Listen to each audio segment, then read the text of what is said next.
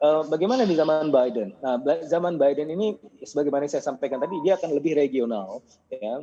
Sepertinya dia akan membangkitkan kembali TPP, ya.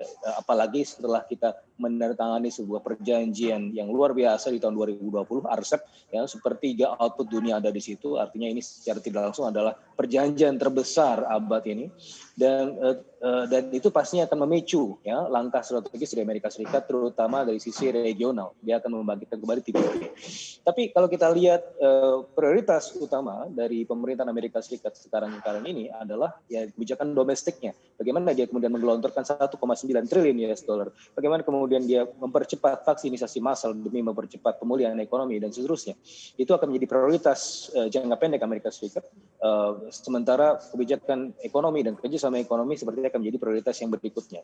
Tetapi biarpun begitu, kita dapat melihat limpahan manfaat juga di jangka pendek. Ketika mereka melakukan stimulus 1,9 triliun US dollar, itu akan tumpah juga ke emerging markets. Meskipun di awal ini kita melihat bahwa ada semacam inverse relation antara stock market di emerging markets dengan juga apa yang terjadi di Amerika Serikat, karena memang adanya euforia, ya, euforia perbaikan ekonomi. Jadi itu memicu semacam semacam stint of capital outflow dari emerging markets ke ke balik lagi ke Amerika Serikat. Tetapi kalau kita lihat sebenarnya ada beberapa fenomena yang menarik, ya, selama pandemi di Amerika Serikat. Pertama, pertumbuhan orang kaya, yaitu 20% income paling atas, itu semakin signifikan, gitu ya, dan semakin bias dengan yang 40% paling bawah. Itu artinya mereka sebenarnya mengumpulkan kekayaan selama pandemi. Itu yang pertama. Terus yang kedua, kita juga melihat perilakunya.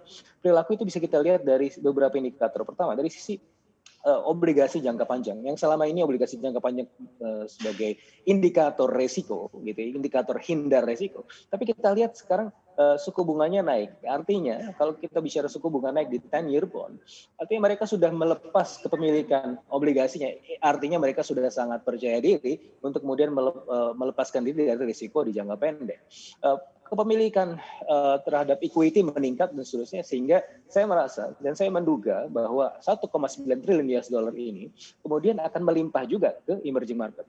Kemarin selama pandemi memang ada limpahan stimulus juga, tetapi orang-orang yang bermodal atau pemodalnya atau investor itu masih wait and see. Tapi sekarang sepertinya mereka akan semakin menggas, gitu ya, kebijakan portofolionya terutama ke emerging markets, dan kebijakan stimulus Biden kalau kita bandingkan dengan stimulus yang dilakukan tahun 2008 di zamannya Obama juga. Nah, ini suatu hal yang sebenarnya beresonansi positif, dan dampaknya pada saat itu kepada negara berkembang emerging markets itu sangat baik.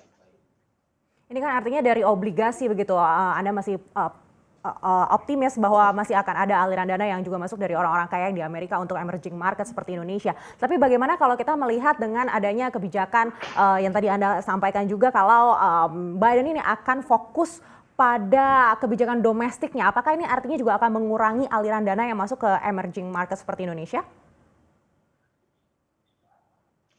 Ya, begini. Jadi tahun 2019 itu berbeda dengan tahun 2020, gitu ya. Ketika Biden pertama kali ingin masuk kontestasi presiden, waktu itu adalah kebijakan adalah merestorasi hubungan internasional dengan China, dan juga kemudian melakukan perbaikan iklim, ya, yang mana selama ini Amerika Serikat menjauh dari situ di masa pemerintahan Trump.